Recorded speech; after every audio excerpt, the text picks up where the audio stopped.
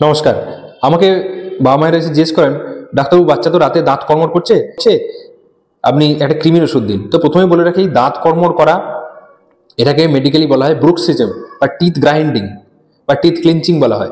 এটা কিন্তু অনেক কারণ রয়েছে। ফার্স্ট কারণ হচ্ছে, যদি দাঁতগুলো যদি এবড়ো খেবড়ো হয়, ম্যালালাইন্ড হয় বা কোনো টিদিং প্রসেস শুরু হয়েছে, সেই সময় কিন্তু বাচ্চারা দাঁত কড়মড় করে। এছাড়াও যদি বাচ্চার কোনো ইমোশনাল স্ট্রেস রয়েছে, কোনো ফ্যামিলি ইস্যুস রয়েছে, সেক্ষেত্রে কিন্তু বাচ্চাদের টেনশন বা অ্যাংজাইটির কারণে কিন্তু, স্ট্রেসের কারণে কিন্তু দাঁত কড়মড় করে। তাছাড়া কিছু নিউরোলজিক্যাল ডিসঅর্ডার, সেরিব্রাল পালসি নামক রোগ থাকে, সেক্ষেত্রে কিন্তু বাচ্চারা দাঁত কড়মড় করে। তো প্রথমেই আপনারা যেটা করবেন, বাচ্চা যদি দাঁত কড়মড় করে, তাহলে ডেন্টিস্ট, দাঁতের ডাক্তারের কাছে যাবেন এবং দাঁতের অ্যালাইনমেন্ট ঠিক আছে কিনা, এনামেলগুলো ওয়ার এন্ড টিয়ার হয়েছে কিনা, এগুলো আপনারা লক্ষ্য করবেন এবং টিদিং প্রসেস ঠিকভাবে হচ্ছে কিনা আপনারা দেখবেন।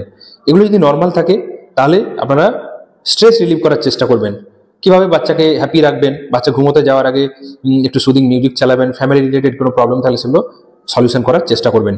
দাঁতে যদি কোনো প্রবলেম থাকে, তাহলে ডেন্টিস্ট অনেক সময় ক্যাপ দেন, রাত্রেবেলা নাইট টাইম ক্যাপ দাঁতে পরে তারা ঘুমোতে পারে, তাহলে কিন্তু আওয়াজ কম হয়।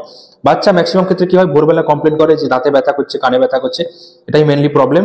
এছাড়া যদি নিউরোলজিক্যাল কোনো প্রবলেম থাকে, তাহলে পেডিয়াট্রিশিয়ানের কনসালটেশন নিন।